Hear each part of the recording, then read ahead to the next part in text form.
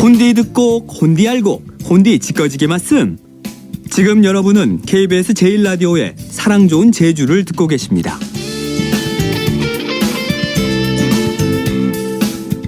아이들의 행복한 제주 학교 가는 길 시간입니다. 김겸주 리포터가 제주 곳곳에 학교를 다녀와서 매주 이 시간 생생한 아이들과 선생님들의 목소리를 들려주고 있는데요. 직접 만나보겠습니다. 안녕하세요. 어서 오세요. 네, 안녕하세요. 네, 오늘은 어느 학교 소식을 들려주실 건가요? 네, 이번에는 서귀포시 남원읍에 위치한 남원중학교에 다녀왔습니다.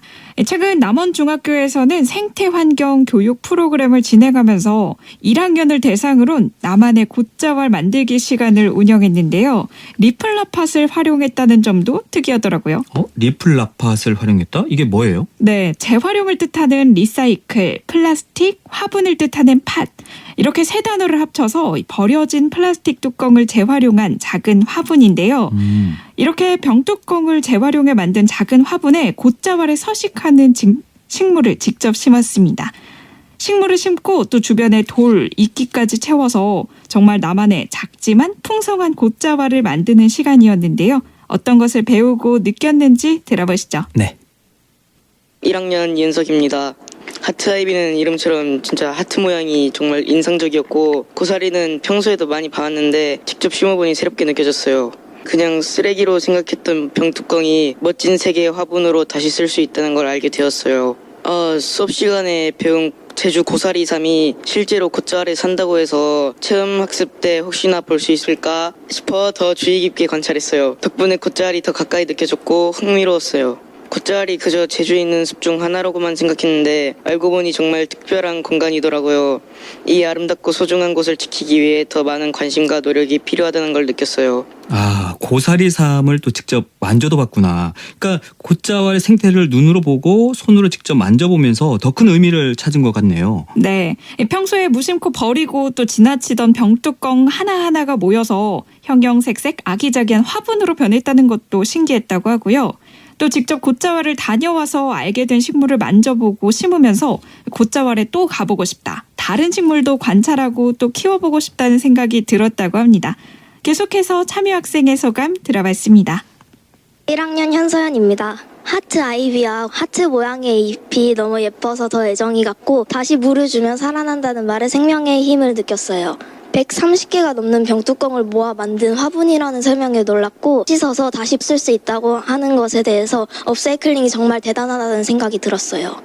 흙 같은 건 많이 만져봐서 괜찮았는데 식물을 새로 보면서 만지고 하는 것도 신기했고 더 관찰해보고 싶다는 생각도 들었어요. 예전에는 그냥 환경에 대해 책으로만 배웠다면 이번에는 직접 느끼고 보고 하면서 체험하니까 정말 더 마음에 남고 자연을 지켜야 됐다는 마음이 생기는 기회였어요.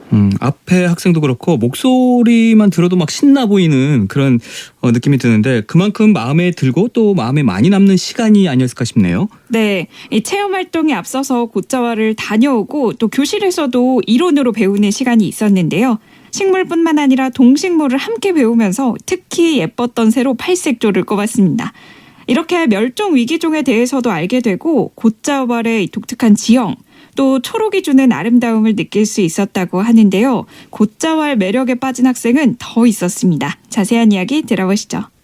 남원중학교 1학년 소희연입니다. 흙은 그냥 흙의 느낌과 똑같았고, 고사리는 많이 봐봤는데 하트 아이비가 처음 보는 식물이었어요. 근데 진짜 말 그대로 입모양이 하트처럼 생겼다는 게 너무 신기하고 사랑스러웠습니다. 병뚜껑들이 모이고 모여서 화분이 된다는 게 정말 신기했어요. 어떻게 이걸 이렇게 만들었을까라는 궁금증도 생기고 다시 쓸 수 있다는 것을 처음 알았습니다.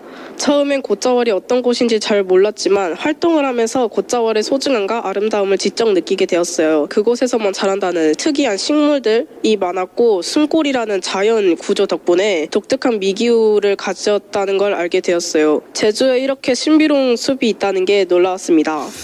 어쩜 이렇게 아이들의 표현력도 그렇고요. 또 곶자왈을 보는 시선이 이렇게 깊을 수가 있을까요? 네, 직접 다녀온 것도 한몫한 것 같은데요. 이번 리플라팟을 활용한 나만의 곶자왈 만들기 시간을 통해서 학생들은 각자 하나씩 곶자왈을 갖게 됐습니다. 처음에는 학생들이 왜 수업 시간에 흙을 만져야 하는지 또 왜 심어야 하는지 의아해했다고 하는데요. 그러던 중에 곶자왈에 대한 설명, 또 실제 답사, 관찰을 통해서 차츰 흥미를 가지게 됐다고 합니다. 나만의 곶자왈을 완성했을 땐 뿌듯해하면서 조심조심 들고 하교하는 모습을 보였다고 하는데요. 지금도 집에서 잘 기르고 있다고 합니다.